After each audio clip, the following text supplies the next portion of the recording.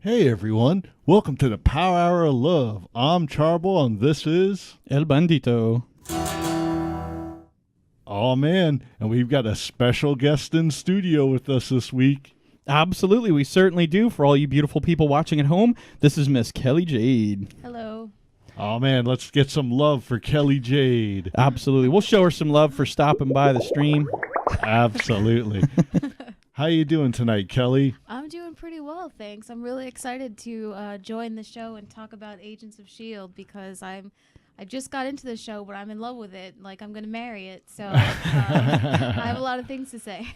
Awesome, man. And that's the thing, man. Hey, El Bandito, why don't you tell them about what the Power Hour is all about in case it's their first night joining us? Absolutely, man. If you guys are just joining us now, here at the Power Hour of Love, what we like to do, man, is we were sitting around here. We have all this cool audio equipment, all this awesome video stuff, and we're thinking to ourselves, you know what? All these people out in the world, man, they just keep spewing hate. They say this is bad and this is scary, and let's get mad at each other about this, and let's be sad about that. And you know what? There's still plenty of stuff to love out there, man. So we came up with the Power Hour of Love. That's right, the hottest hour out here, just dedicated to shit that we love, stuff that you love, things that Kelly Jade came in here to show her love for, and the things that hopefully you guys will tell us that you love by throwing us some likes, some comments, and some stuff like that.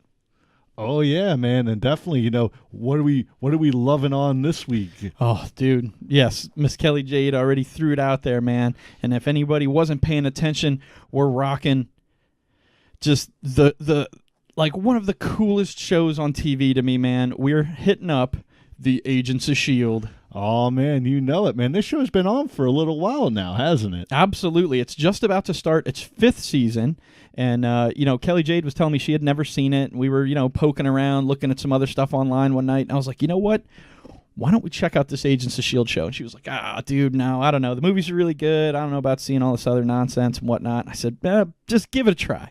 Just give it a try. So we sat down, and boy, 2 weeks later, we had absolutely run through all the way through to the entire end of the 4th season. That's what you call binge watching. We totally binged it, like, with no regrets. Absolutely, yeah. So it was just a total blast, and even watching it again for a second time for me was just so much fun because it's such a good show. I think the pacing on it, we were talking about, is probably one of the best things about the show and probably the most unique because they do 3 complete arcs like per season. Okay. So it's kind of like every 6 episodes or so, they're completing a story arc, much like how a comic book does 6 to 10 issues per their story arcs. So it keeps it very fast-paced, but on top of being fast-paced, it's really well put together. Like, they tie up all the loose ends and stuff like that. And if they don't right away, they always come back in another season because it was a foreshadow for something else.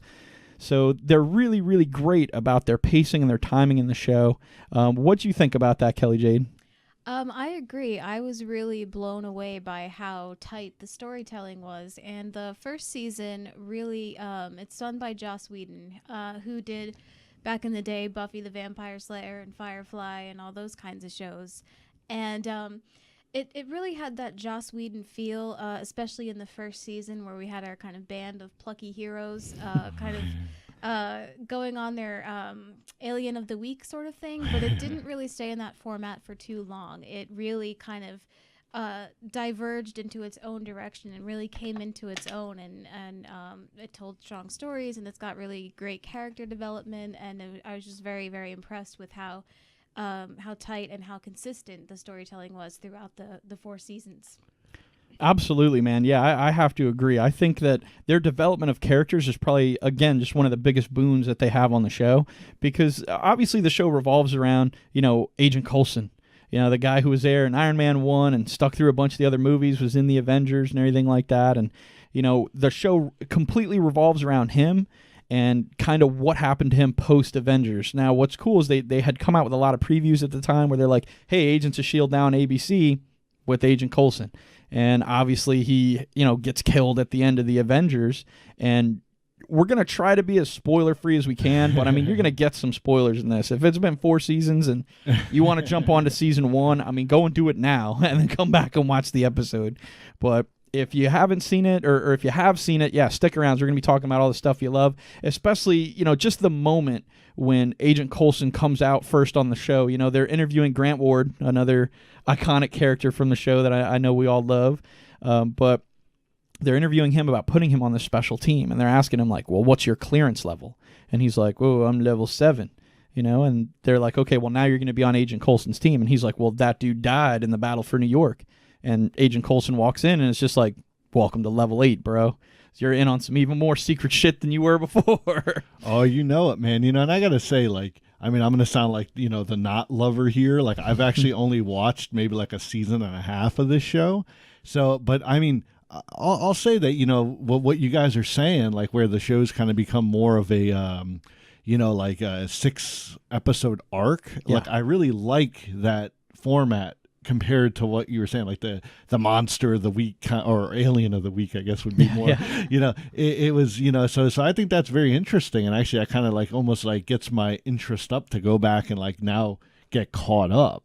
One thing I've always liked about, Agents of S.H.I.E.L.D. is that it is in the MCU. Mm-hmm. So like anytime they put out a movie, like the following week, there's going to be some kind of tie-in with it. Like either it gets mentioned, like events from the movies and stuff like that. So I think that's a really cool, way of doing things. I don't think there's anything else that's ever done that. So no, absolutely. Yeah. How it's every time one of the feature films releases in the theater, usually the week before they're setting it up on Agents of S.H.I.E.L.D. And then the week after they're talking about the aftermath of the movie and how it affects kind of the common man. Because I know a lot of people right off the bat in the first season were like, well, who the hell are the Agents of S.H.I.E.L.D.? Yeah, we know Coulson from the movie, but now you're just packing us full of a bunch of like nobodies we ain't never heard of. And, where's all the superheroes? Where's all the other people from the MCU? Why do you got to give us some no-name people? And as the show has gone on, they've definitely sprinkled in and peppered in more and more of these famous superhero drops. But what I like is a lot of these people were there from the beginning, but, you kind of didn't know their regular name or their secret identity, and that they're building a whole new story around them, I think most famously, Deathlock was one.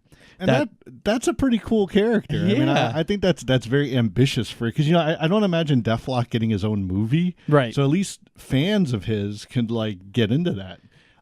Absolutely, but all of the characters that they do have, with let me see if I can pull up a photo of him here. I think we got a photo. There we go. We got Agent Coulson, we got Grant Ward, we got Daisy Johnson, Skye. Yeah, you got Mac, Bobby, Hunter. You got all these agents in there. May, where's Melinda May at? Down there on the right. Fitzsimmons way over here on the left. Maybe that's your right, my left. I don't know. Whatever. They're over there. Fitzsimmons down there. There you go. All real quick, guys. I want to see that we're getting tons of love in the comments and likes and stuff. But folks are saying they want to hear Kelly Jade. We got to bump her up a little bit over here. Oh, is she a little too quiet? Yeah. Thanks, guys. Yeah. We really appreciate that. And like definitely, we're here for you. The interactivity of the show, like that's where we can really, make it sound the best that I can. So thanks. Much love. All right. Give them a mic check. See if they can hear you now. Check 1, 2, 3.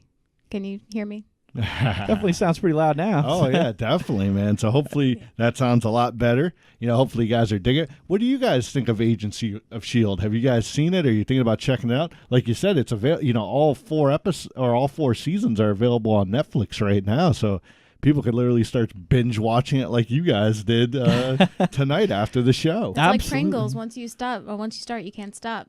Absolutely. Keep going. Yeah, Awesome. you just got to rip through them, dude, because it's one of those shows that's just, it's really smart and great where it's not really cliffhangers, but there's always just enough of information you still want to lead you kind of into the next episode. But I think the real glue that holds it together are these characters. So again, getting back to kind of these characters that you don't immediately recognize from the comics or anything like that, each one of them has such a strong performance from these like phenomenal actors that they've cast in the show, but all of them develop throughout the series from season 1 to 2. All the things that happen to them change them. Sometimes it's the events, like we said, of a crossover in a film, and then it turns around and then bam, they're different in the next season.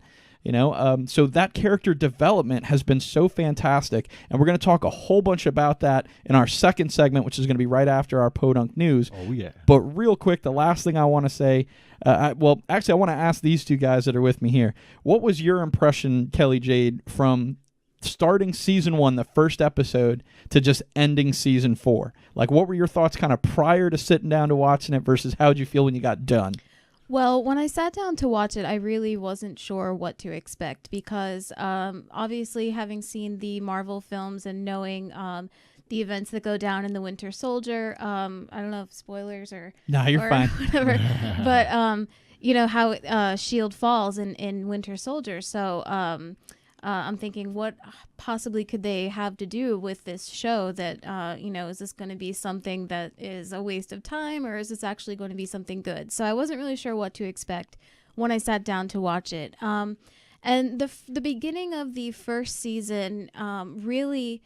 Again, it kind of has that kind of plucky hero Joss Whedon-y feel to it, where they're very spot on with like the humor and the situations and whatnot. But the episodes are still really tight, and the tone of the show sort of changed over the course of the 4 seasons. Because in the first season, everyone was just kind of like very green and new to this, and by the 4th season, they have been through a lot. They have, experienced things that they didn't think were real before, and kind of faced their own personal tragedies and things like that. And so it's definitely a little bit more bleak toward the end of the 4th season, but it still retains that kind of charm and humor that makes you want to keep watching the characters to see how they're going to continue to change and develop over the arc of the seasons and into the 5th season. So absolutely, and I think that pretty much summed up like just what I was driving at, that like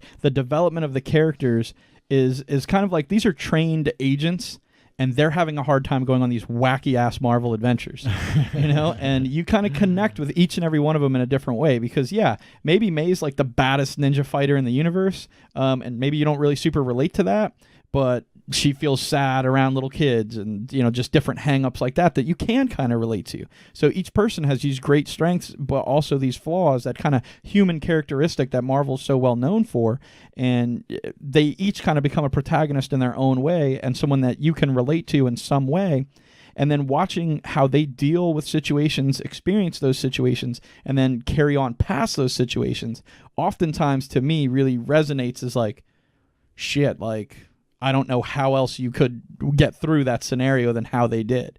And it's like, well, I could really see why they chose to do the thing that they did, and that's smarter than something I would have done, but I can see how much of a better, cleverer idea that was. Yeah, I agree with that as far as you can really understand what the characters' motivations are, where they're coming from, and there's never really any part where you think, okay, that's totally unbelievable. That's not something that any sane person would ever do. Like in the midst of this kind of fantastical world they find themselves in, they really do retain their kind of human qualities and human motivations and things like that still make you relate to their struggles.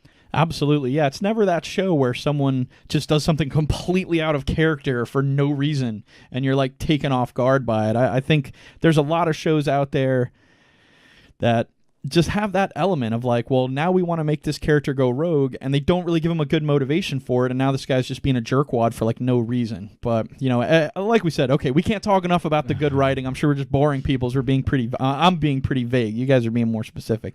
But one thing we can be deadly specific on are the special guest stars that show up in Agents of S.H.I.E.L.D. I'd love to just run through a list of them right now and get your guys' impression on them, because like, they got some awesome rock star guests in there. I mean, I'm going to start off with Izzy Hartley, right? She was the agent mercenary brought in by Coulson in the third season, played by Lucy Lawless, man. Oh, that's always a classic, definitely for TV. You know it. And I know Hunter shows up later, and the actor who plays Hunter, his name is Nick Blood. Right, like that's like a superhero name all by itself, But he talks about showing up on the set day one, and the first thing they want to do is put him in a truck upside down with Lucy Lawless. And he's like, dude, that's the bomb. It's a cool show to work on. There you go.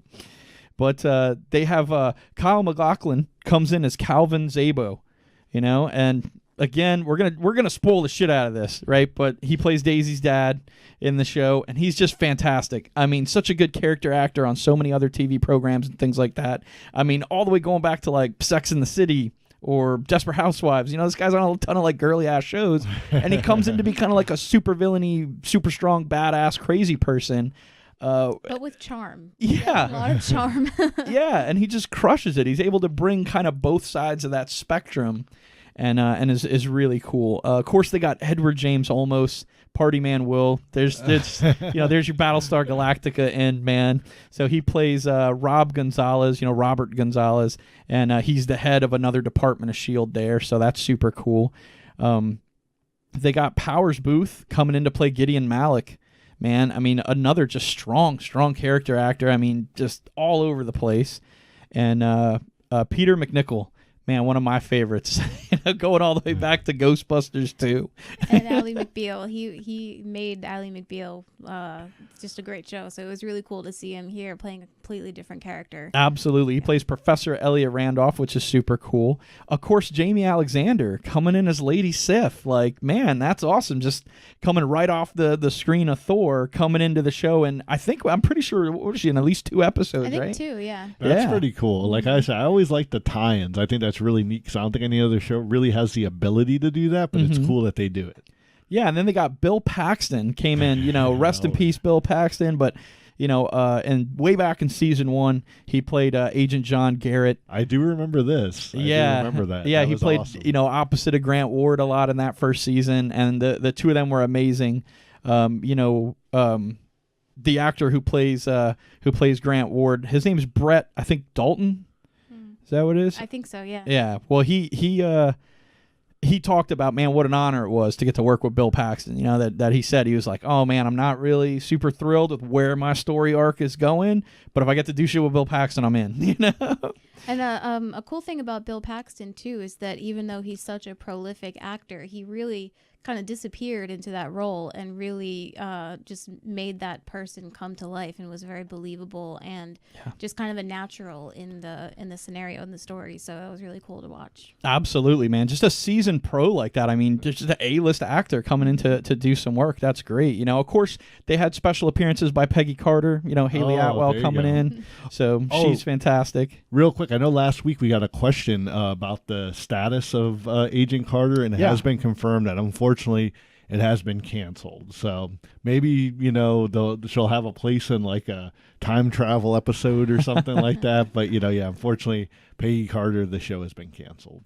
Oh man, well that's sad news. I guess they were making room for the Inhumans or whatever they're doing over there on ABC.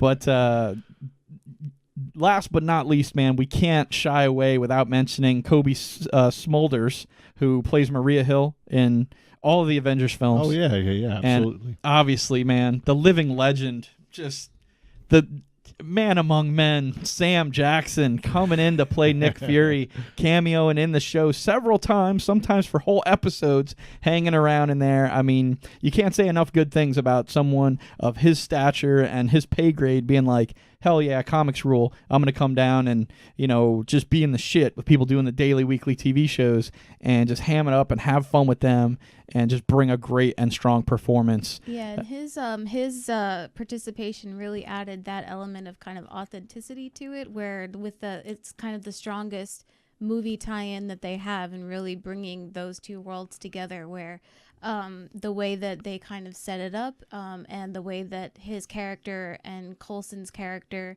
kind of traded positions and things, just really set it off into letting the show kind of go its own way, at the same time as remaining true to the Marvel universe. Absolutely. Well, one thing I have to say is I completely agree with you guys. I mean, Sam Jackson, awesome, one of my favorites. But I'd say that there's one other cameo that completely tops Sam Jackson. No doubt. We've got Stan the Manly coming in as the debonair gentleman, That was really cool. It was. When they put that in there, I was like, all right, okay, this is an official Marvel show. Yeah, because, he does a lot of voiceover work, or he'll be on a poster in the background of like the Defenders or something like that.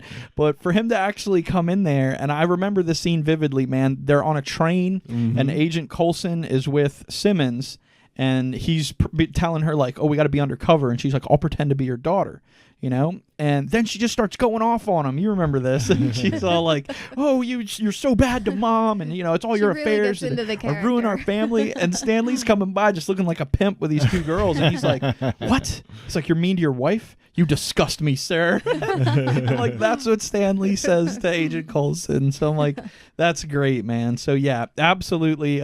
Stanley also being the most, how do they phrase this? It's like the most earning actor of all time. Oh yeah, because everything he's been. Oh yeah, it's incredible. Every movie he's in makes so much money that on average, if he's in your movie, it makes it make so much more money.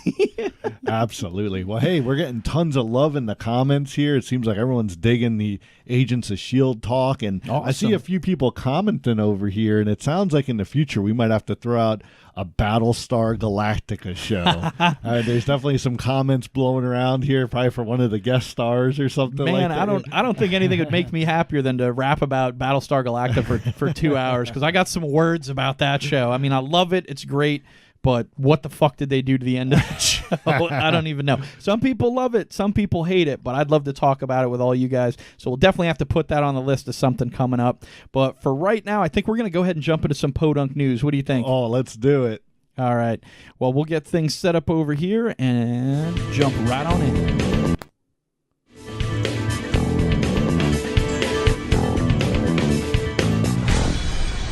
PoDunk News.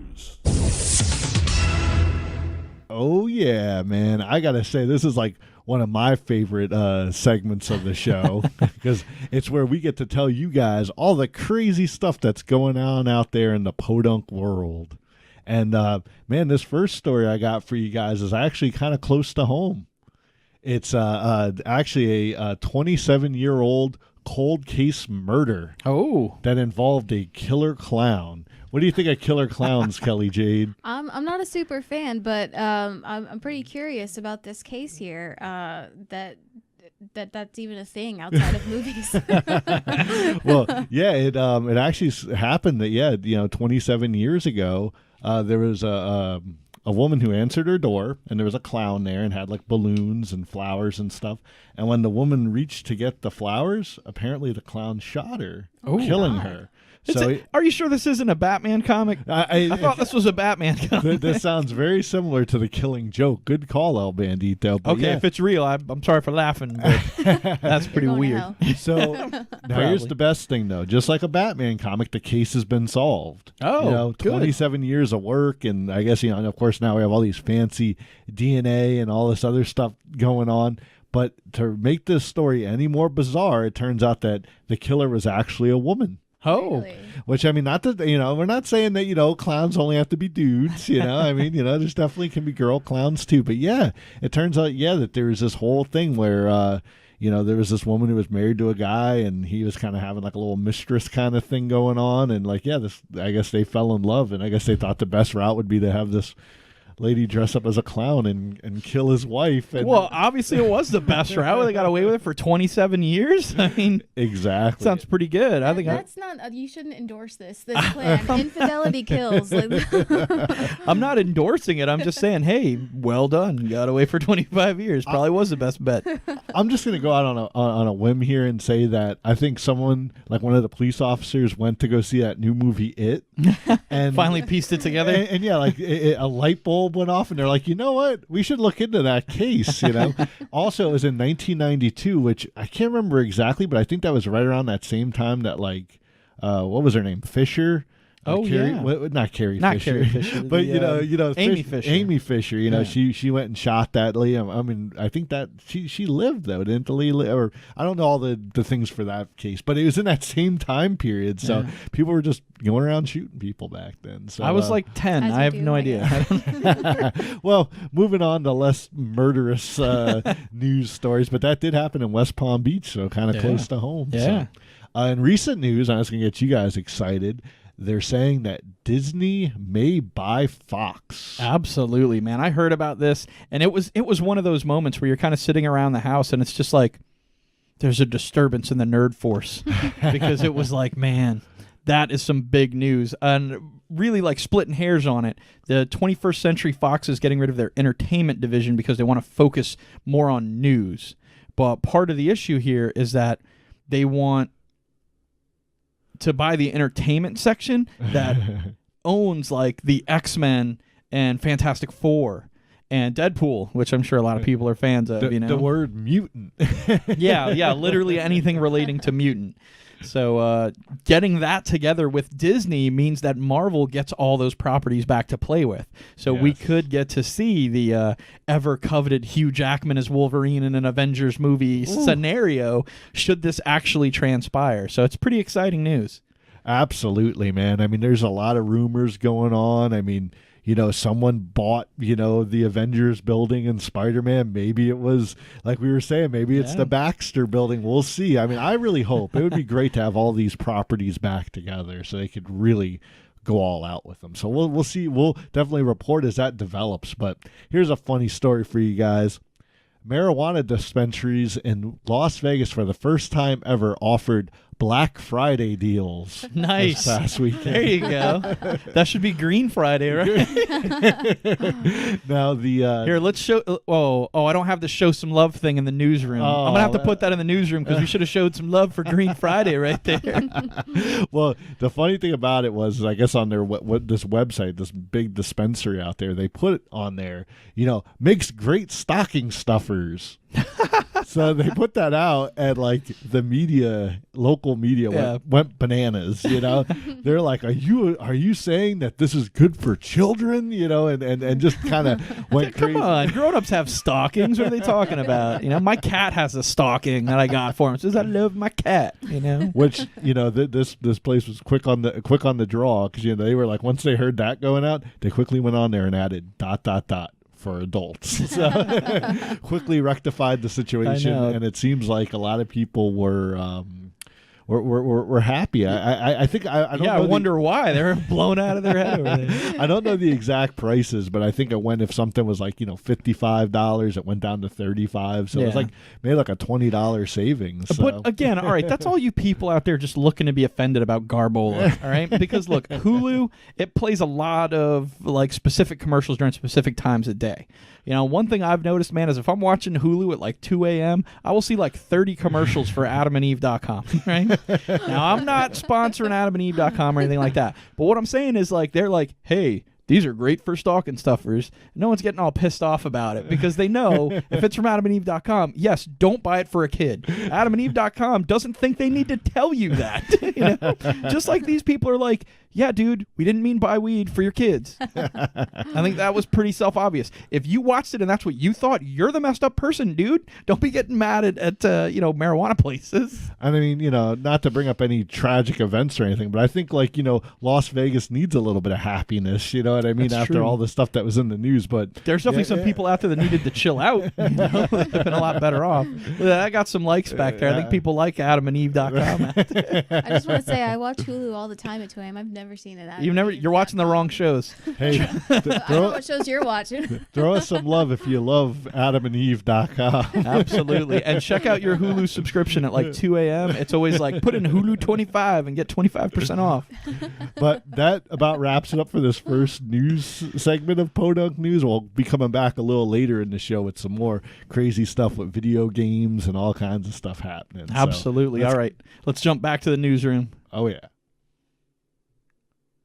Woo, man. I love that, man. I mean, it's always so funky, that transition. I know you like that, the little red ribbons. The red ribbons that lead us to the goodness. Oh, absolutely.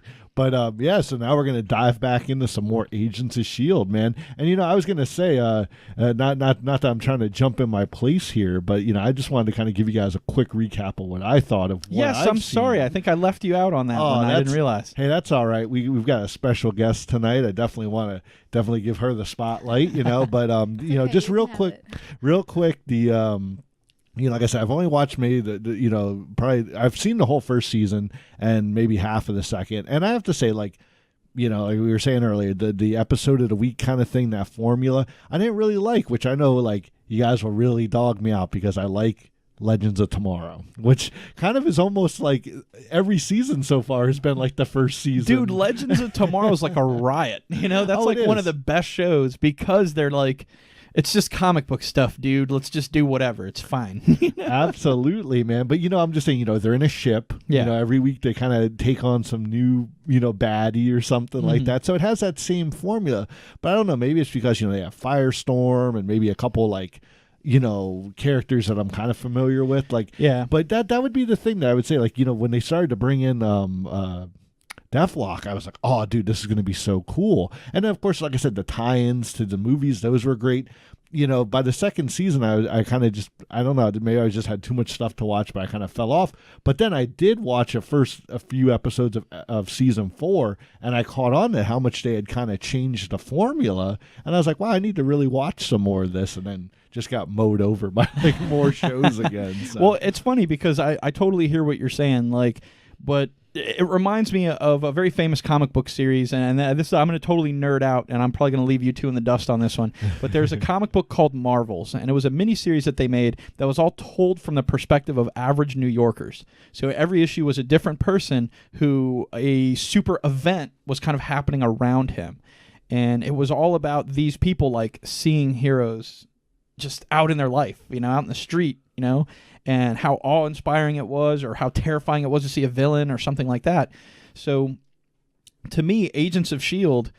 Very, very much mimics that feeling, that these are kind of the average people who were agents before the Avengers were around. So these people were agents on the ground doing normal everyday spy shit. And then, bam, the world exploded into all this crazy nonsense around them. And I think it gives, like I said earlier, it gives us a good opportunity to kind of learn and grow along with them as an audience. That we can say, like, I've never seen no shit like that. And it's great when the character goes, I never seen no shit like that either, So it gives us a way to develop with the show, which I happen to personally really like. But it's not for everyone, and I get that. I mean, there's a lot of stuff out there I watch, and I'm like, this is terrible. I don't want to see it at all. What was that show, Stitchers, that we watched like half an episode of, and we totally shut it off? Which is what led us to Agents of S.H.I.E.L.D., because we were trying to find something to watch, and we turned on this show, Stitchers, and I really could not tell you what it's about. I have no idea. Terrible. But we couldn't even make it through the first episode. What existed for the purpose of you guys making it to Agents of S.H.I.E.L.D. Yeah. So it'll always have a special place in my heart because I got Kelly Jade to sit down and actually watch it. So that was good because she was hemming and hawing about it. And I was like, I don't want to push you on it because you know how it is. You push somebody on a show, they're going to be like, oh, I don't like it because you made me watch it.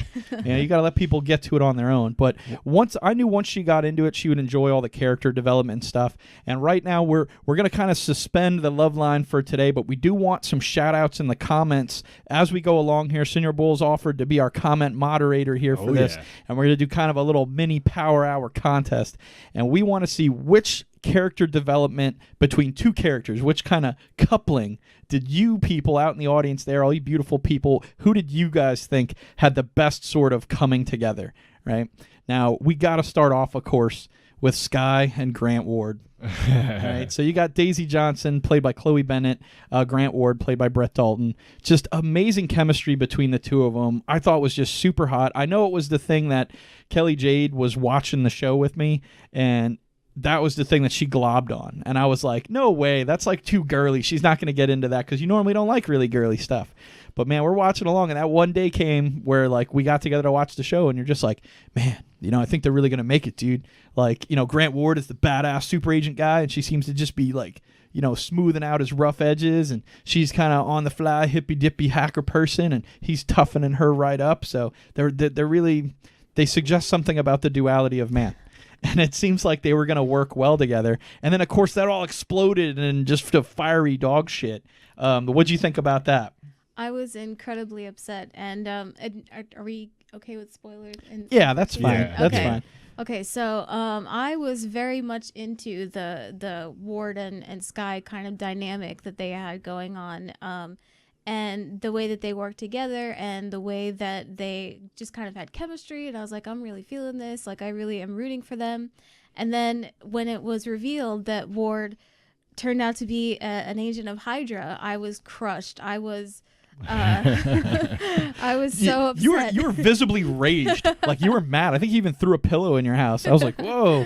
And you were like, no. I was so upset because he was such a the character that you want to root for, and kind of the character that was sort of the all-American kind of like good guy. And to see that person so corrupted and to get behind the reasons of why he was corrupted. And of course that was the end of Ward and Skye. So that ship kind of sailed. But looking back on it, I actually kind of like that they did that, because it took Ward in on his own kind of character journey that he wouldn't have otherwise gotten. And it was able to, we were able to explore different parts of his personality and his kind of, backstory and whatnot. And it really developed the character in a way that wouldn't be able to, we wouldn't have been able to get if it was just the typical kind of sort of, oh, boy meets girl sort of romance there. Yeah. So I did eventually come around to the idea, but I was crushed at first. Well, what's funny is like you're saying, his character change kind of broke up their relationship, but it didn't break up their chemistry. I mean, he sticks around for another few seasons playing, this kind of adversary for them, but that chemistry is kind of always there, especially where he continues to be like, hey, my feelings for you were always real. And she's just like, well, all I knew of you was a lie, so you suck, And that was just so great. But throw down in the comments a vote for Skye and Ward if you got that, or if you want to hear everybody first, then you can. Well, Ward is already getting some love. Definitely it seems like all the sexy women out there seem to really dig his character. But I didn't see that episode where that happened, but I had heard about it, and I think that kind of almost gets wrapped into shows nowadays where they're they have to have a surprise thing. I think Game of Thrones has really changed that format. Sure, everything. But with the Winter Soldier being the catalyst for it all, that was pretty surprising that it was hey, there's bad people everywhere. It wasn't like this guy was bad. I mean, this dude was Hydra, an infiltrator, a double agent from day one. So it was kind of just really doubling down on that gambit to me of the show. But anyways, getting back to our list of good chemistry people. Good point, though. But Fitzsimmons, the Ian DeKesticker. I looked this up. It's DeKesticker. It's a cool-ass name. I like it. He's phenomenal. Love the actor. Plays Leo Fitz. Elizabeth Henstridge plays Gemma Simmons. They were the only two actors to do a... what do they call that? The audition thing together. Oh, really? Yeah, okay. There's a fancy word for a screen test. There you go. They had to do their screen test together. Okay, it wasn't a fancy word. Shut up, Kelly Jade. I see you laughing at me. All right, but they had to do their screen test together to make sure the two characters had chemistry, because they were written to always be in the lab together and everything like that. But that continued to transpire, and people really locked onto their chemistry and saw how that was going. And before you know it, that romance is building just little by little. And these people have known each other for years, but we get to watch the development of their relationship. How'd you guys feel about that? You know, I'm sorry to jump in there, but I would say that was definitely a team that I enjoyed from the beginning of the show. You know, like they had that some comedy relief, but then even towards the end of the first season, it seemed like they were taking a more serious role. Yeah. Mm-hmm. Yeah, and one of the things that we had talked about when we were discussing the show was how in their romance, it's not kind of like silly trivial things that keep them apart, which is what you see so often in TV shows where it's like, oh, you know, I heard this rumor and now I'm not going to talk to you. And, yeah, you talked to this like girl that. and I'm right, mad at you now. And she's like, dude, I was buying a coffee. What? But it was real obstacles, like real serious kind of stuff that they came up against and had to overcome. Like at one point, you know, Simmons gets pulled into through a time warp to another planet and Fitz has to save her. So, Yeah. I mean, those are the kind of obstacles they come up against. And to have them deal with those and come out stronger on the other side really solidifies their relationship, and their chemistry is just, you know, amazing, and they're so fun to watch. So I'm really digging Fitzsimmons. Absolutely. I mean, one of the strongest things to me, like you mentioned, you know, them being on opposite sides of the universe, and you know, when all was said and done, just that single line, you know, where Fitz is complaining that he's like, man, you know, like, I'll never be enough of a guy for you. And she's just like, dude, you jumped through a hole in the universe for me. Like, there's nothing more I can ask you to do as a guy, you know. And you're like, yeah, man, it's pretty powerful stuff. So it's definitely pretty intense. I think that one's probably going to get my vote as like my favorite kind of character development partnership there. I just love those two cats. I think they're great. I think they're great because they're kind of the nerds of the show. And, you know, they start off day one like just nerdy as hell, but they kind of go trial by fire on these missions with them and end up being every bit as formidable of an agent as anyone else on the program. And it's pretty exciting, you know. Well, guys, I think I have to apologize here. I mean, I've been definitely modding the comments here and trying to see if people, what they think of Fitz and Simmons. But it seems that my mention of Legends of Tomorrow started like an Arrowverse war in here. And, you know, people are arguing about John Diggle and all these other characters. But no, absolutely. You know, we love all the comic shows and stuff. And yeah. And I know Gotham's gotten mentioned on here a few times. So we're definitely going to have to do some shows based on those other guys. Yeah, we're definitely going to do some episodes covering all this stuff, you know. So if you guys are interested in our opinions about this, feel free to shoot us an email at powerhourlove@gmail.com. You know, shoot us a message on Messenger, and we'll do a whole show dedicated to what you want to see and what you want to talk about, you know. But today, we're talking about Agents of S.H.I.E.L.D. Knock that junk off. No, I'm just playing. I'm just playing. Have some fun down there in the comments. But there are some parallels just real quick. Like, you know, like on The Flash, you have, you know, Ramon and yeah, Caitlin. Cisco and Caitlin. Yep, being the kind of two nerds, although they don't really fall in love, but they do have kind of a partnership. Oh, so did Fitz and Simmons definitely like really fall for it? Okay, yeah, like they're like hooked up. It always seemed like that was like was where it was going, but no, that's good. I'm glad they went I have to say too, just and I kind of pre-warned Kelly Jade about this, so this was maybe a bit of a spoiler for her watching it, but I was like, dude, watch this guy who plays Fitz. Like, he is a complete nerd bomb in like the first episode. He wears like all these little cardigans. And dude, I'm comfortable enough to be like, that dude just looks sexy as fuck in like the fourth season. And I shouldn't curse, I'm sorry, but I'm just like, man, he looks fantastic. And just that whole development is so natural and so paced well throughout the show that it's not like, oh man, they just changed this guy up. No, like, he developed, he grew as a person, and we were all there to kind of watch it. It was pretty remarkable on the part of the actors and the showrunners and storytellers there.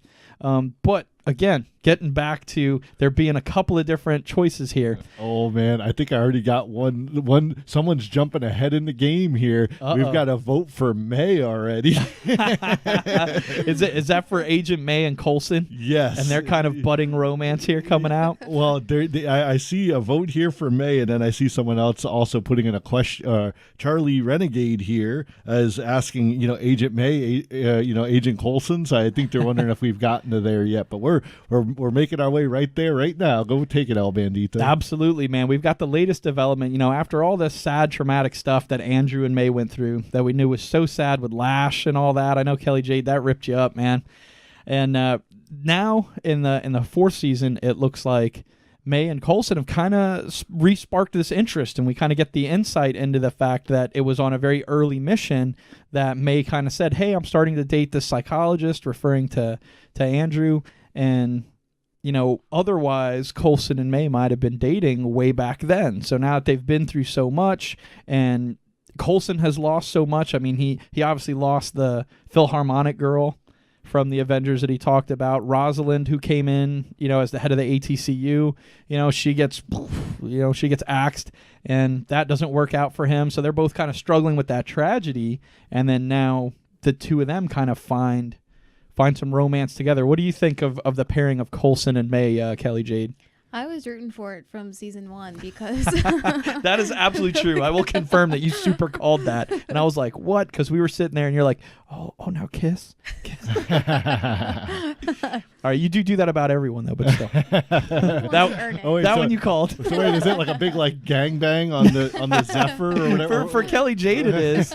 She's like, "What is that? Steve Rogers and Bucky now kiss?" Isn't that what it's called? The Zephyr? Isn't that their ship? Or was the Zephyr. Yeah. The latest one. Originally, it was just called the Bus. The Bus. But when they got the new ship, they called it, I think, Zephyr 1, which is like a cool ass name. Yeah. But with Coulson and May, I think that they have such in order to work together as agents in these situations, they have to have a kind of base level of trust anyway. But their trust kind of goes almost beyond that, where you can tell that they just rely on each other. They almost think for each other. It can tell what the other one is thinking or wants to do. They know each other's fighting styles and things like that. So even to the point where there's a scene, I think maybe in the second season, where the May is she gets abducted, and someone else puts on a mask of her face and is posing as her. And even though that's not even something that you would imagine would be possible, Coulson realizes that it's not May that he's talking to, and is able to test that theory. And so just that kind of integration of characters and working together and just that chemistry that's built up over the past 4 seasons. I like that they didn't rush anything, but at the same time, it's kind of always been there.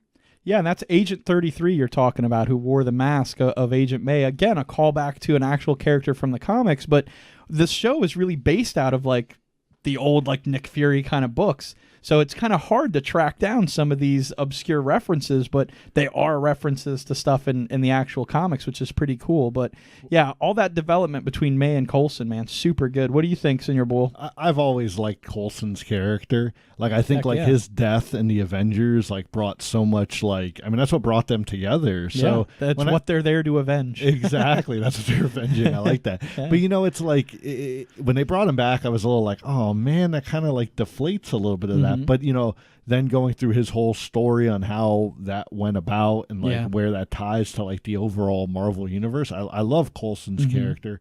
May, I mean, like you said, I mean, she's a badass, what I mean? It's she was just even from day one, and like I said, I've been modding the comments here, and everybody seems to really dig May. Heck yeah, and great character, I remember in the first season, I know even didn't her and Ward hook up at one point? Yes. I know, that's what I was saying. I'm is this the Zephyr gangbang going on around here? But no, that's kind of cool that those two almost parenting characters are kind of coming together to kind of make this more of a big family and stuff like that. So I think that's pretty cool. I do have a question here though, which you guys might be able to answer.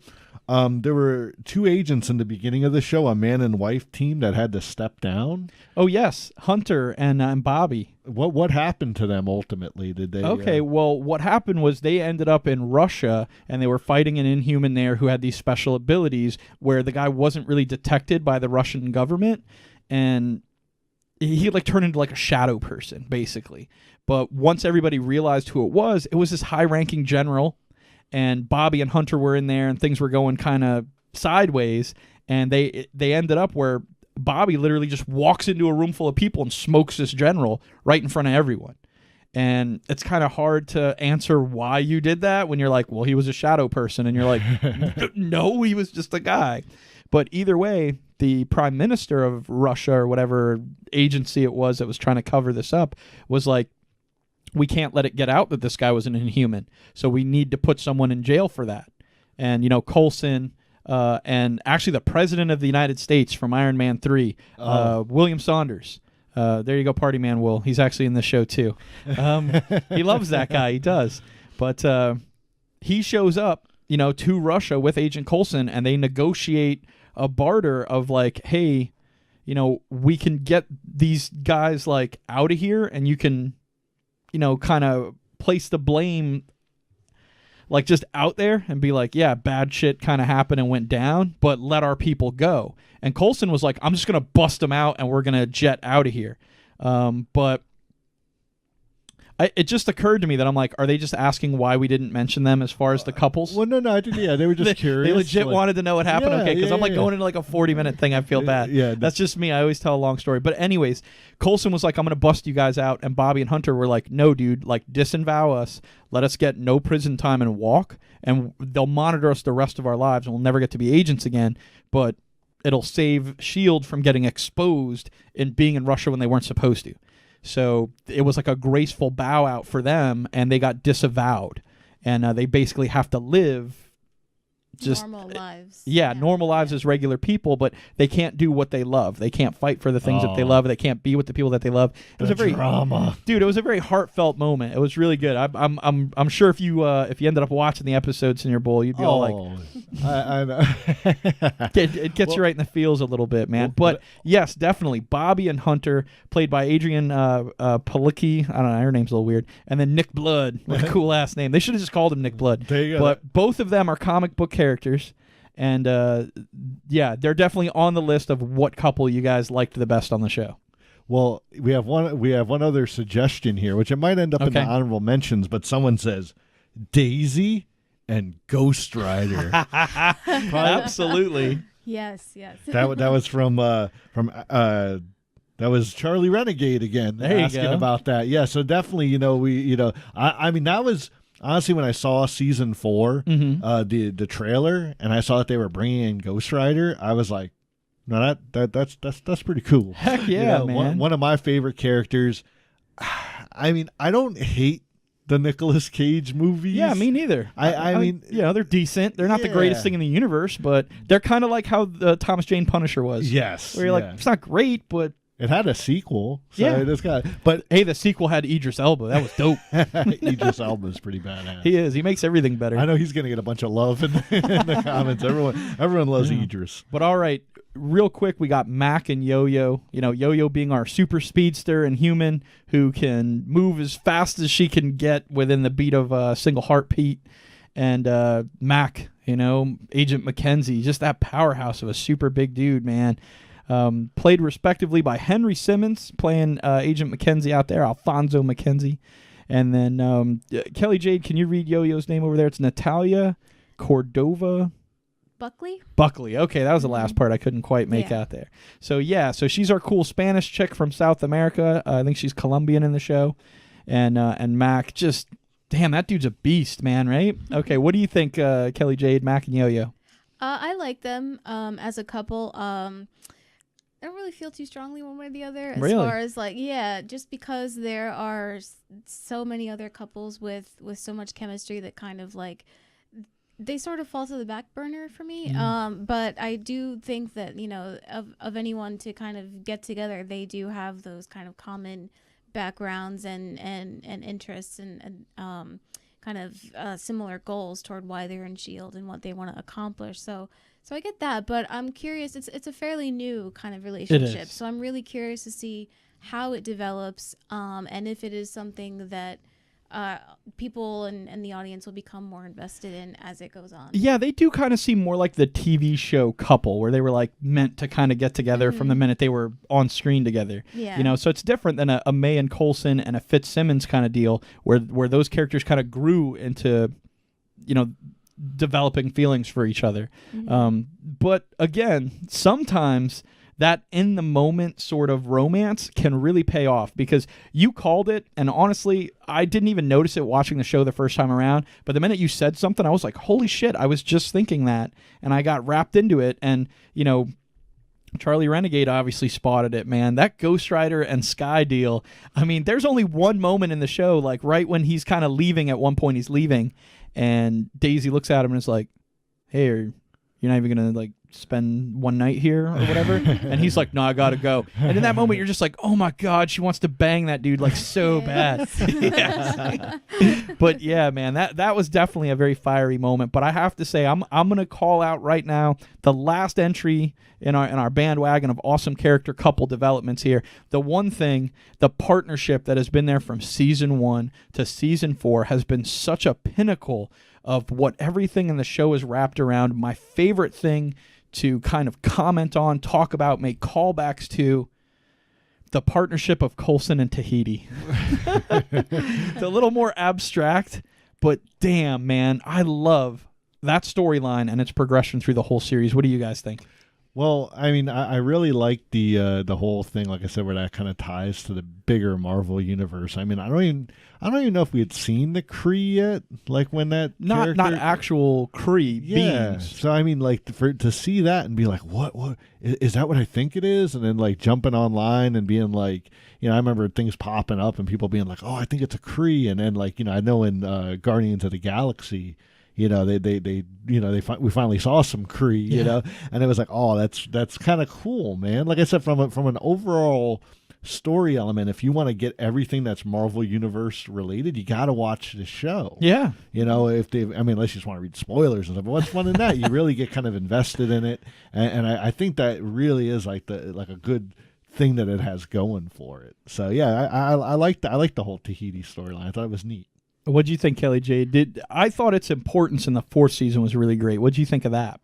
I agree. I think that it was really well done, and what I liked most about Tahiti is that it was such an interesting way to explain Coulson's resurrection from the dead, but at the same time, even though he's such a good character, it's such like a kind of miraculous resurrection and whatnot, it really details the toll that it took on him as well, kind of the mental toll, the emotional toll, the physical toll, and just kind of really made you feel like, okay, here's what's at stake here with this. If we do this, if we bring this guy back, here's what we're kind of playing with. And I liked that it wasn't just kind of a magic wand cure-all for bringing people back from the dead. I mean, they really outlined the risks of it, the effect that it took, and the fact that it was kind of the grounding factor for Coulson in season 4 when,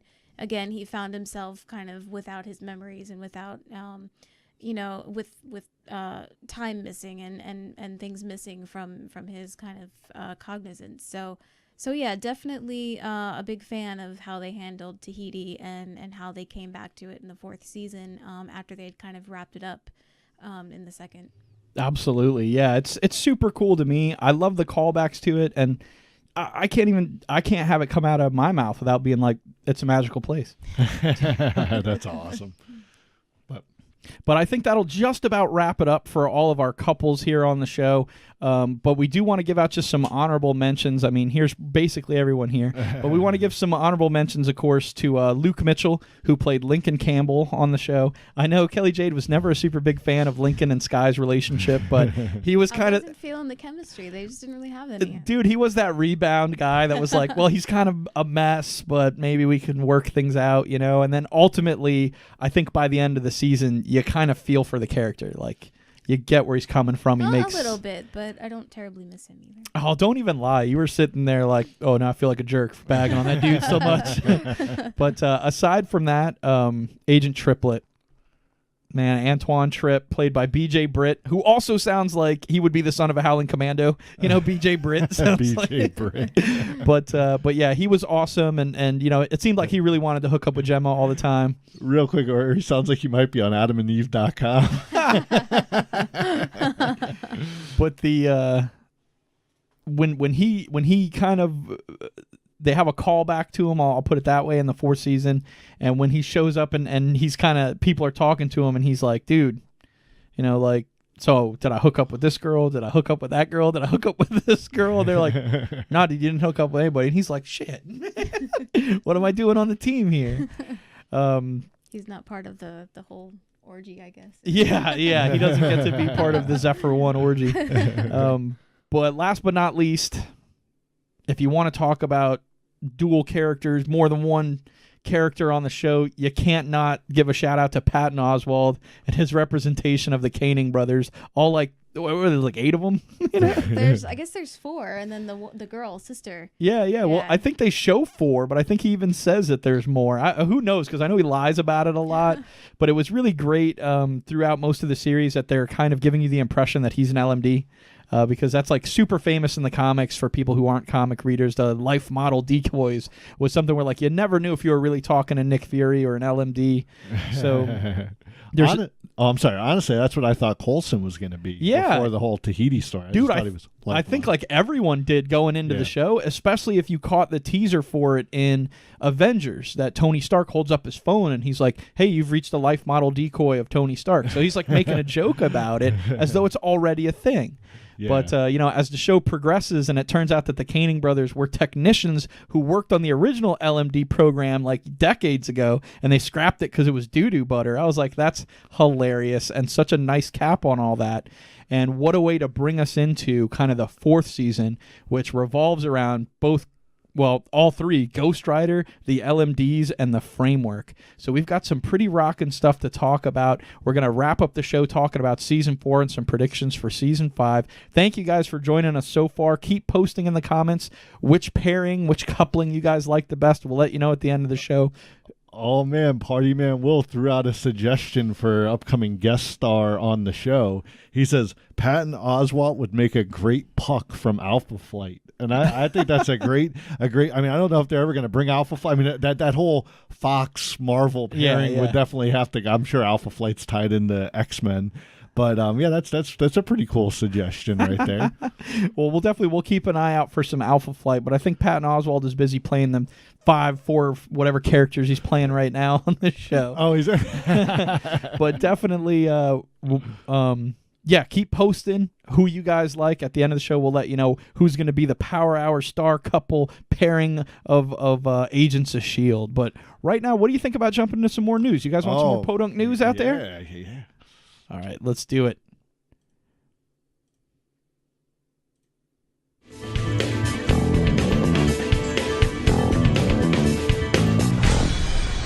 PoDunk News. All right. Well, earlier, we promised it, and it got a lot of likes, and people were posting in the comments that they wanted us to talk about some video games. Nice. All right. Well, let's do it. All right, man. Well, it's a big game that I've played earlier this year, and I know I think you're still holding on to my copy. I am. Bandito. I have it, and I'm very scared. I'm too scared to play it. But one of these days, I'm going to have Kelly Jade come over and sit with me and play it. So awesome. I don't have to be scared. We're talking about Resident Evil 7. Man, talk about a game that has like reinvented the thrill of Resident Evil. And I saw a few people that were in the comments earlier. I know that they're also fellow Resident Evil players, so definitely throw us some love if you dig Resident Evil. Hey, even if you love the earlier games that were like really bad controls but were scary as hell as well. Man, I think I like the earlier games the best. That's the thing. Sometimes it's the nostalgia, but this new one, it's all first person, scary as hell. I mean, I did beat the game. But what we're here to talk about is that next month in December, they're finally releasing the long-awaited DLC. Oh, man. The way, without giving away any spoilers, the game kind of ends. I mean, it ends on a cool note, but, there's so many unanswered questions, and you're kind of like, what is this going to be, Season 2 stuff, And but they've said, we're going to release this DLC that will kind of tie up this story. So that's coming out next month. But also, it's already been said that the developers, the RE team, they're already hard at work at the next Resident Evil. So expect Resident Evil 8 probably sometime either in 2019 or 2020. Nice. Have you ever played any of those games, Kelly Jade? Any Resident Evil? I have not, and my video game expertise kind of caps out at Mario Kart, so I'm not really able to contribute much to this segment, but it sounds cool. And it definitely, like I say, it is a horror-themed game, but like when you're playing it, it's kind of like you're playing through a movie. But what I noticed is that being that games have gotten so advanced that El Bandito might play it and he might get a different scene than what I got. Like I might be able to stop the guy before he gets in the car, and that does something different. But in his game, the guy might get in the car and start trying to run you over and stuff like that. Choose your own adventure kind of thing. Exactly. Oh, absolutely. Yeah. And then also, too, with the way they have games nowadays, there's a lot of RPG elements where you're like, hey, here's a new character, and I may be like, he seems so interesting and fun and cool. I want to talk to him for 45 minutes. And, Party Man Will might be like, boom, smoke that dude in the face, take his stuff, and leave. And then I'm like, wow, we had wildly different experiences talking to that guy. Exactly. And I think that's where they're really trying to give like a more open world element. But at the same time, they have a big story to tell. So sometimes people seem a little immortal.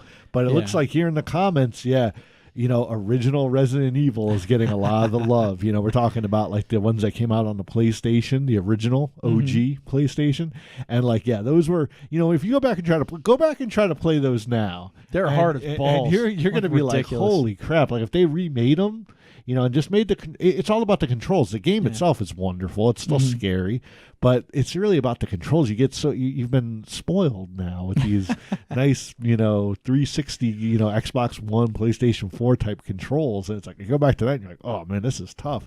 But, we've got some more stuff to talk about besides Resident Evil. And I think this will really get everybody kind of hopping.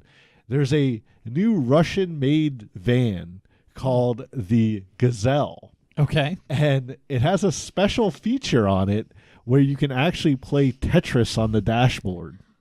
While you're driving? Cool. I guess their whole thing to that is that, it'd be the same as texting and driving. Yeah, well, we know how harmless that is. Yeah, seriously. I know Russia's real big on their whole dash cam thing. Like a lot of times you can go to YouTube and they have all these dash cams of wild shit and it's like, 10 cars crash. And there's always some casual Russian dude who's like, and he just doesn't even care. But I looked that up and was like, why do they have so many awesome videos like that come out of Russia? Because my biggest thing is what are they filming? How are they? Well, but get this, in the awesome country of Russia, the majority of people get dash cams so that they don't get harassed by police and that they're on video if the police are harassing them. That's nice. Wow. Oh, man. Wow. So does the Gazelle have get beating up by the cops in the dashboard? I didn't see that listed as part of its features. Really, this Tetris game kind of dominated the article. Okay. And I got to say, it's like a dot matrix version of the game. So, it's not super graphically it's like, doot, doot, okay. Doot. So the screen is probably this big, but if that's not crazy enough, you guys got to hear the steps to actually activate this game. There's not just a Tetris button. Okay. No, there's a series of steps. So this is not even a joke. This is legit. I don't know who figured this out. But, the way that you go about doing it is you turn the engine on. You let the right turn signal go for 3 clicks. Okay. You push the trip odometer twice. You have to push the clutch 5 times and then rev the engine up to 2,000 RPM while the left turn signal is on, and that will activate that Tetris game. You also have to be doing this all on one foot while doing the chicken dance as well. Exactly. Hopefully people are doing this while they're stopped somewhere. Yeah, so this is wildly different than my initial impression of people are going to play Tetris and drive. Because if you're putting 3 clicks on your left blinker, you've already been hit. Somebody hits you, man. Especially here in Florida. We know how that goes, man. Oh, man, I see Eric G here, old school programmer pal of mine. He said, yeah, definitely some developer left open a back door there. Yeah. That was something that was fun at the... at the factory, those guys are doing that. Hey, and they're like, I'll just leave it. We don't need to delete that. No one's ever going to find it.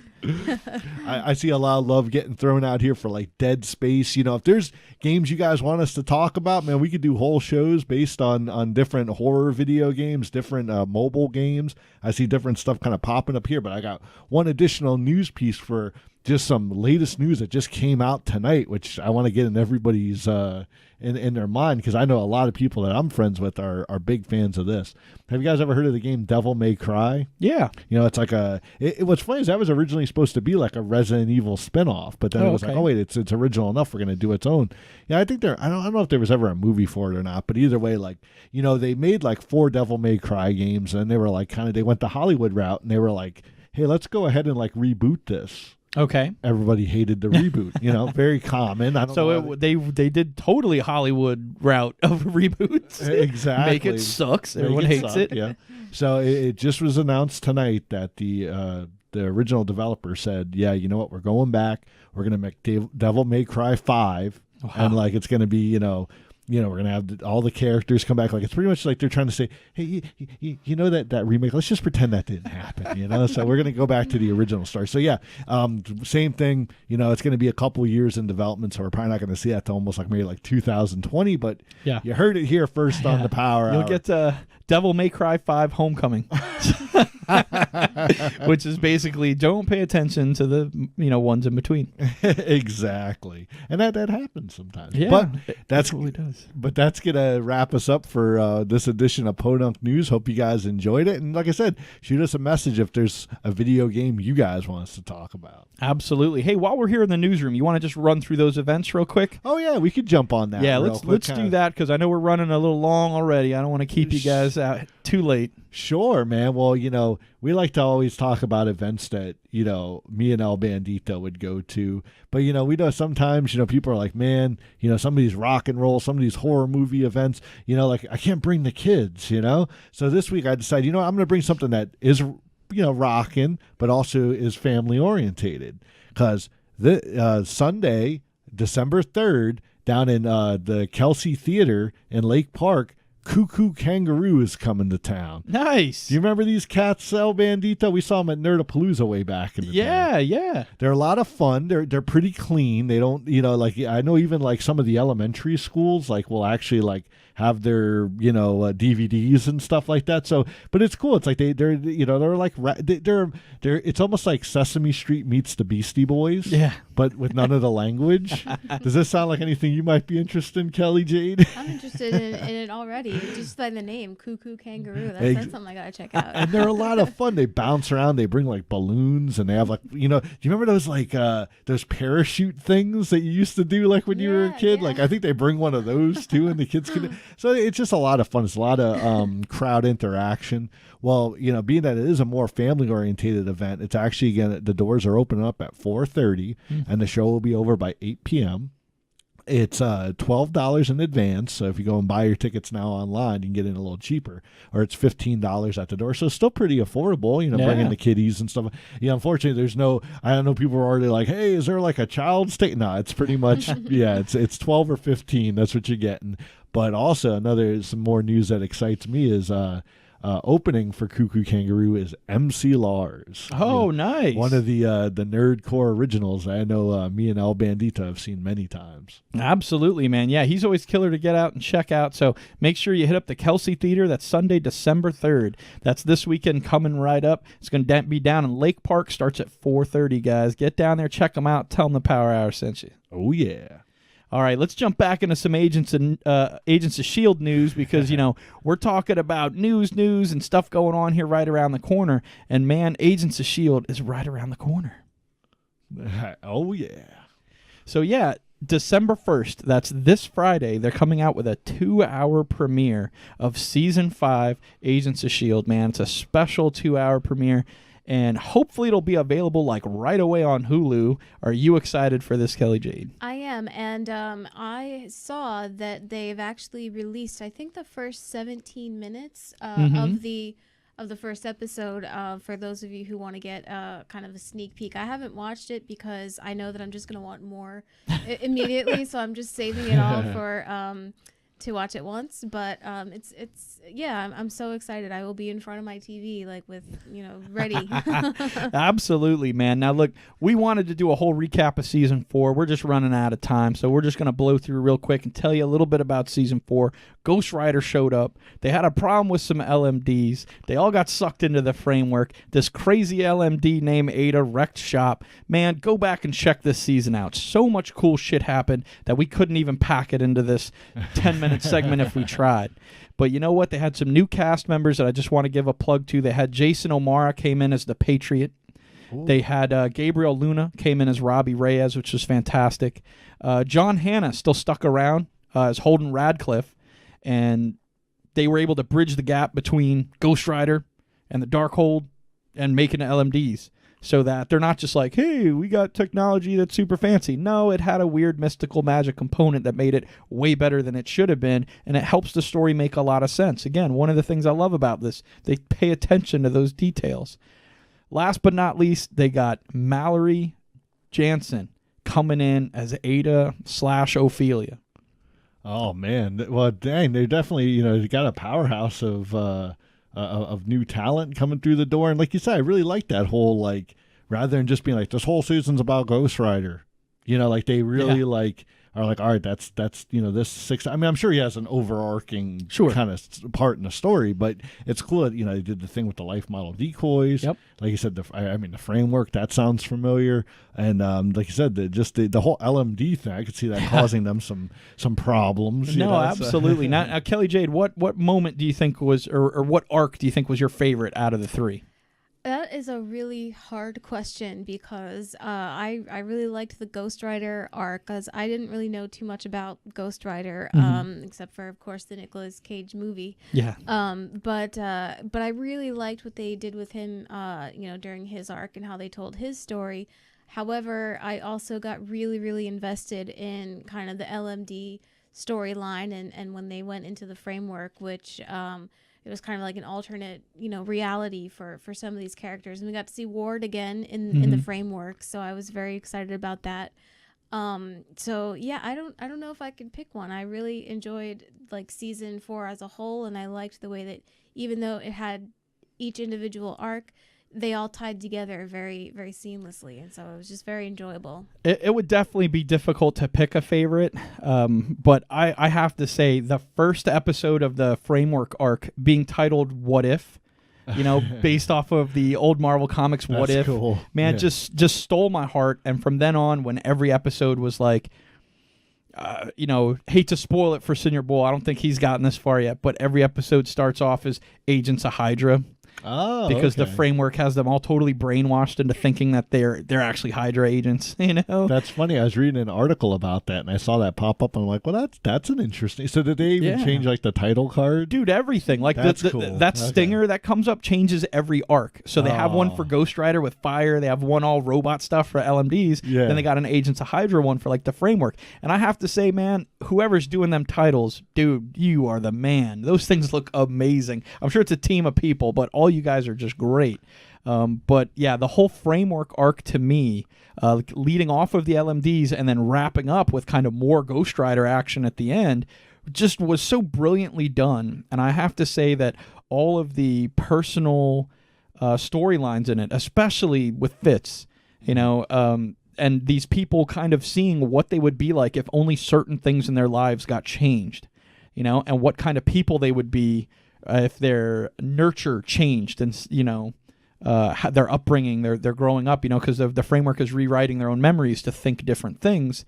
And they realize that they're wildly different people with only a few minor changes in their lives. And it's pretty amazing and kind of scary. But I think we've all had that moment where we think, man, if this had been a little different, my life would have been better. And if this had been a little different, my life would have been better. But you never really stop to consider if this had been different, would it have completely screwed me up as a person? Oh, definitely, man. And looking here in the comments, it looks like people really dig that whole concept of the what if. Yeah. Like everyone, you know, that grew up reading comics. I think I stumbled on What If as like a kind of like a surprise. Like I was like, what is this? You know, and then I read it and I'm like, oh my God, I can't believe I did that. And then a good buddy of mine was like, well, you know, that's like not like canon. I don't know. He's like, it's not real. He probably didn't say the word canon, but sure. He's like, man, that shit ain't real, man. He's like, that's just a story, you know, like a what if story. I was like, yeah, oh, that's exactly. pretty cool, you know? Yeah, they're all kind of in the comics. They were all kind of told from the perspective of Uatu, who we see in Guardians of the Galaxy 2 being like the watcher who lives on our moon and watches over Earth. That's right. Chronicles our history. So the what if stories were always told as like, hey, what if this happened? This is how all of the world would change. And Uatu knew so much about everything that he could outline how things would change. But obviously the show doesn't have anything to do with him. So that's just kind of neat history for all you beautiful people out there. But that being what kicks off kind of this alternate reality of a sense of these altered memories for these people, I thought was a great, like, just kind of callback to the old comics. But definitely the framework development, you know, the Ada character and the Fitz character, they grow so much over that arc and are so very different than what they are. And even Coulson, you know, just with his memories altered and one thing in his life changed, he thinks he's a history teacher. and he's doing next to nothing. Just he's not an agent or nothing, But yeah, this is where you get to see like the return of Agent Tripp and Grant Ward showing back up and all these people in this sort of imaginary Matrix-like world of altered memories that they have. And when they come out at the end of it and they're all trying to cope with what they did inside this world because it had effects on real people, it's just fantastic acting. I mean, I think the first thing I did when I was done watching it was go talk to Senior Boyle and be like, oh my God, they need to just like throw all the awards at Ian DeKesteker. Like, you definitely did say that. Yeah, that guy stole the show for me. I mean, he Absolutely. just, blew me away. What did you guys think of the fourth season as far as much as you saw Senior Boyle? I know you're more of the big Ghost Rider fan, so I got to ask, did you get to the episode where they tied in the Ghost Rider films with what happened in the show? I did not, but I wish I would have, because I mean, of course, when I watched the first episode, I watched it and I was like, well, that's cool that they kind of gave they made it into like a car. Yeah. And of course, I jumped on my iPhone and I started looking up and I'm like, oh, this is actually like a character from the comics. So I had more appreciation for it once I realized that they weren't kind of just going their own way with it. Because with all the trailers, I didn't really catch that. Like I just thought it was Ghost Rider. But that's awesome that they wrap it so that even those Nicolas Cage movies are I guess would be considered MCU or at least loosely connected. So. Yeah, like it was so cool. And I remember I was pointing it out to Kelly Jade because you hadn't seen the movies, and I was telling her, I was like, now watch this, dude. Like, but what happens is they show the passing of the torch. Oh, okay. And like he's retelling the story of what happened. And when they show the flashback, the CGI for Ghost Rider, in Agents of S.H.I.E.L.D. looks very different. I'll pull that photo back up of him. Or up of him. I don't think we even showed this at all. Let's get to the photo so people can... Oh, there you go. Yeah, there you go. This is the Agents of S.H.I.E.L.D. one. You see he has a very long kind of angular jaw that's very reminiscent to kind of the 90s comics as opposed to the 80s ones where he premiered. But also he's got the jacket with the white on it, which I think is a really nice touch. But the CGI on this is just unreal. It's so good. For a TV show, you're definitely kind of like, wow, kind of like knocks your socks off when you actually see it. But not only that, but when they show the flashback, like I said, of the other Rider passing it on to him, who's just the other Rider. They don't name him. Yeah, it's not Nick Cage in there. Yeah, but that CGI version like looks just like the film. Like the skull looks different. The jacket looks like the jacket from the film. You know what they're doing. Yeah, exactly. Like they're getting away with it without saying anything about the movie. So I thought that was really cool. And Kelly Jade, I know you mentioned earlier how much you were really surprised by how much you liked the character. What would you say is probably one of the coolest things that you liked about Ghost Rider? I'm gonna put you on the spot. I don't know. I think that it was really cool how he, even though he was the Ghost Rider, he wasn't just like this kind of murderous, villain or anything like that. Like the people that he did kill were people that he had vengeance. He wanted to get revenge on in some way. But outside of that, he was, he was a good person. He had a brother that he was looking after. He lived with his uncle. He and Daisy had kind of a sort of understanding between them. So I liked how human he was in spite of this supernatural element to him. So I thought that was very well developed. Absolutely, yeah. The separation of the man and the rider, I think is kind of what you're driving at. That point of like the rider being the spirit of vengeance and how he would go along and kind of just drag Robbie along for the ride. And I always thought it was really cool that when he would stop being Ghost Rider, he wasn't hurt, his jacket wasn't ripped, like he was just totally back to being fine again. Like that'd be a pretty kick-ass power. Absolutely.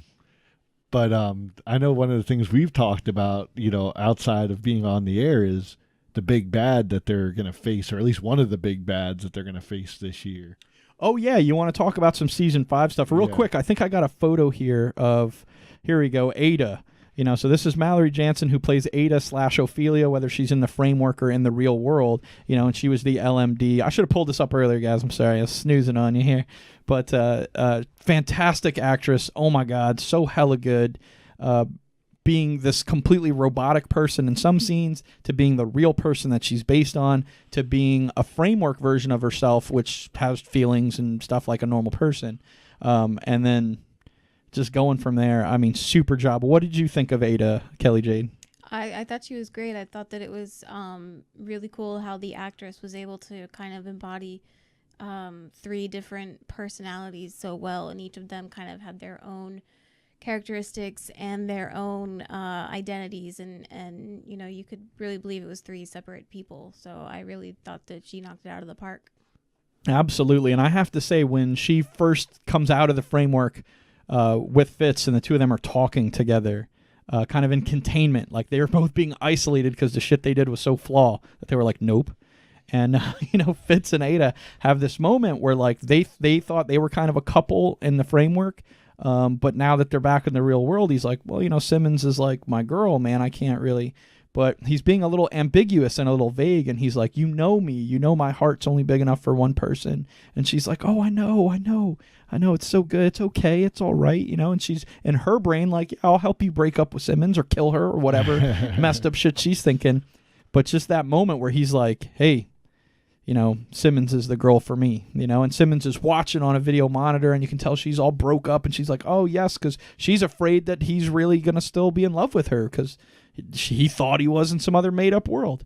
And you're like, wow, that's so powerful to have that kind of triangle there together, and seeing Fitz kind of do what I think all of us would do, you know, where you go to a strip club and you see a hot girl and you're like, oh, man, she's banging hot. And then you get home and you're just like, oh, man, this is my wife, this is my girlfriend, whatever. This is the person that I love.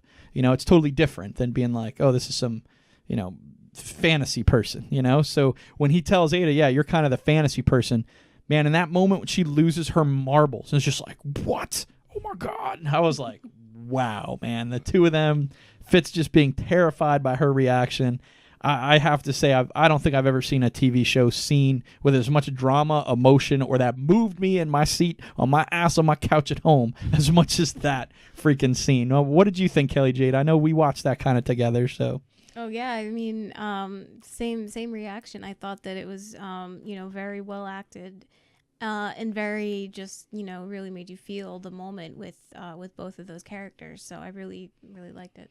Absolutely. Now, all right, all you beautiful people, make sure to let us know what you think of all these different things. Senior Bull is going to tabulate up right now who we got as the leader of our character development superstars. Oh, man, I would have to say that, you know, out of all the characters, out of all the ones we talked about, I would say that, you know, it looks like Agent May definitely took the cake. So definitely, you know, all right. badass. Send some love for Agent May. Absolutely, man. We'll send some love for Agent May. There you go.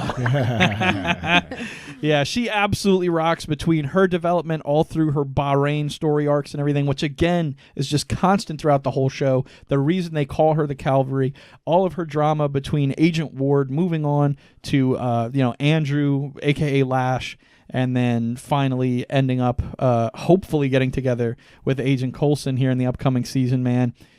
Big ups to you, Agent May. We love you. All the beautiful people out there love you. But let's talk about what you might be doing out here in Season 5. Because, yeah, just today, they have started releasing and bombarding us with all this awesome stuff about the premiere, again, coming out December 1st. That's this Friday. They're going to have a 2-hour premiere.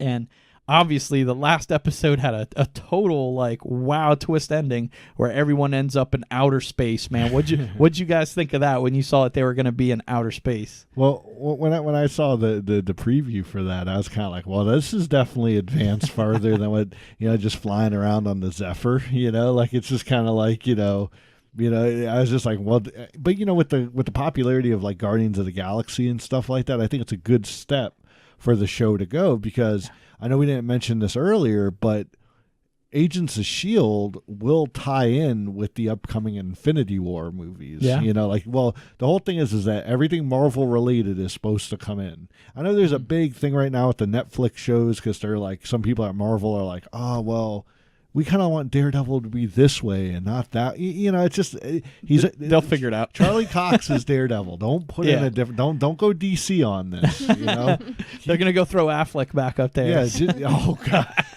No. Give him the other. go for Affleck as that deserves a shit show. Yeah. Affleck does.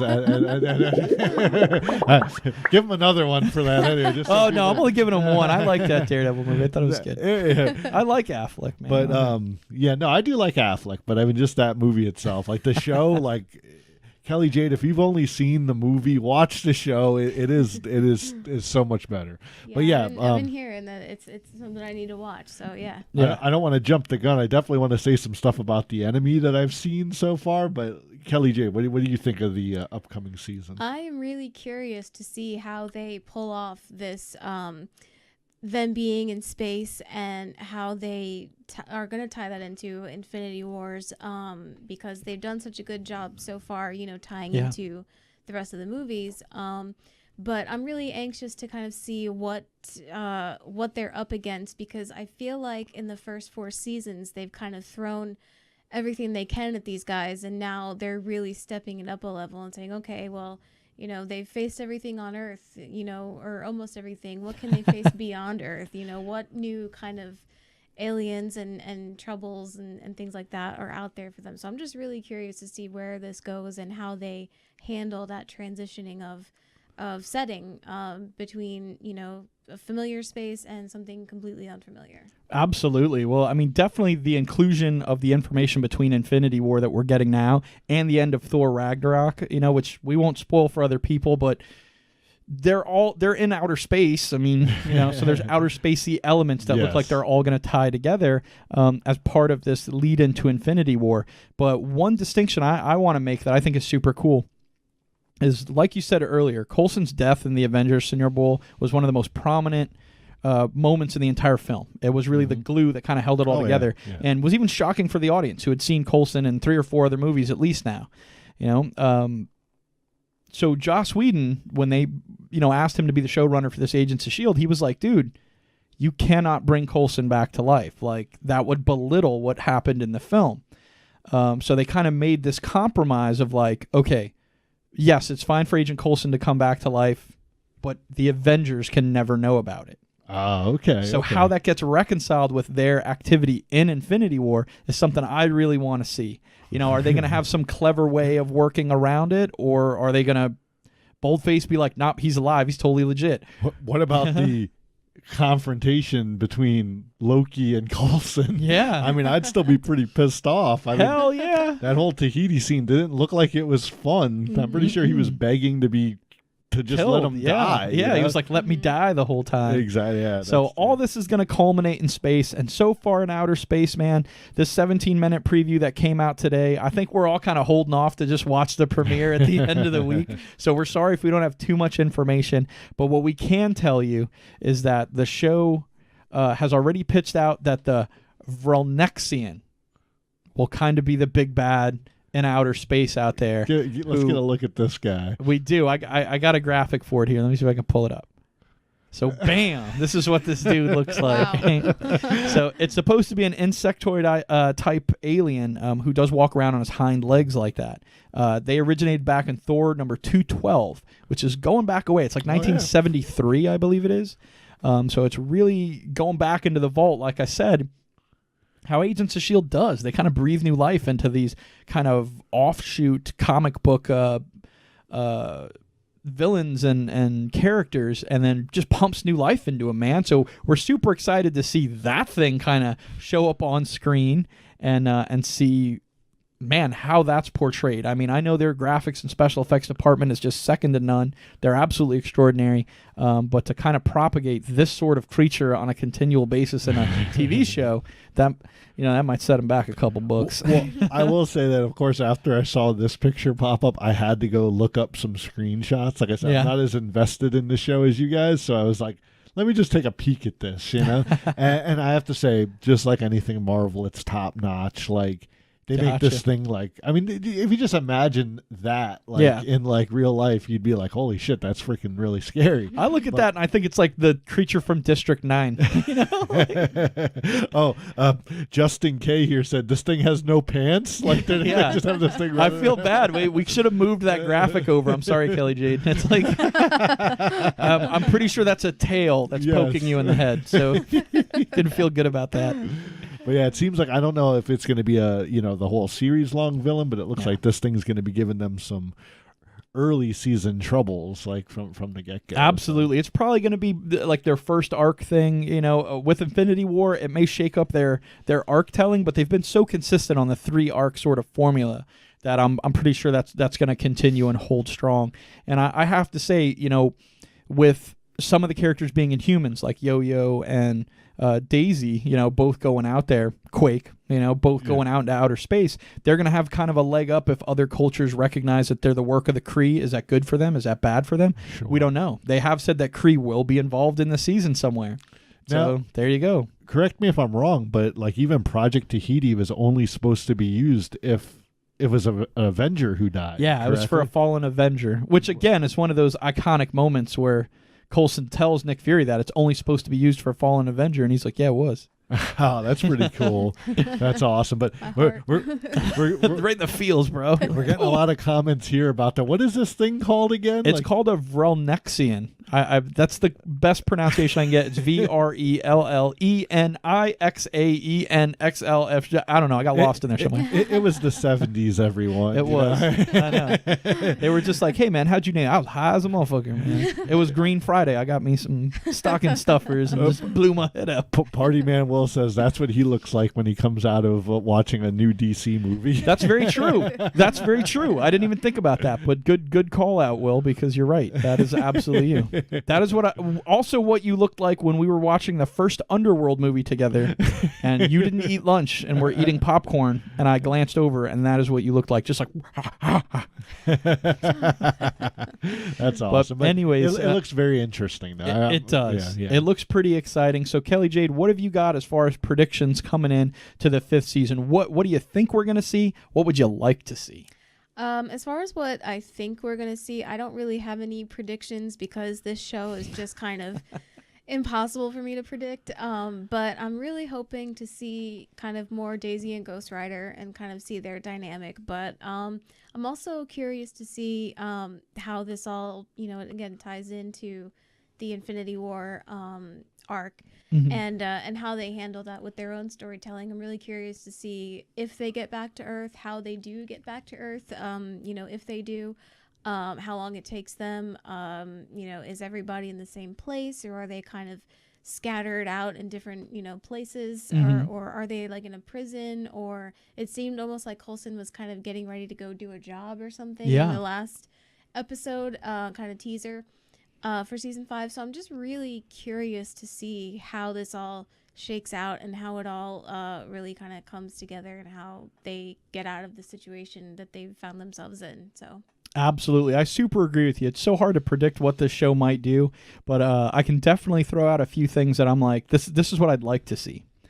I would definitely love to see some more Ghost Rider action like you're talking about, especially considering that towards the end of the show, you start to realize, because Doctor Strange came out, that like he's using his chain to make those Doctor Strange portals. Oh, yeah. But he can walk like from hell and back, and you're like, pretty sure he can get to some bullshit ass space station, no problem.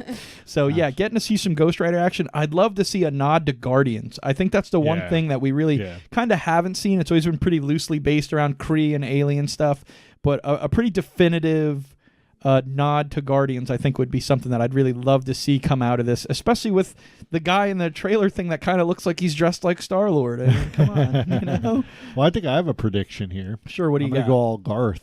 Okay. I just hope it doesn't suck. I think that's an impossibility for anyone who's a fan of the show right now, for this to just not be good.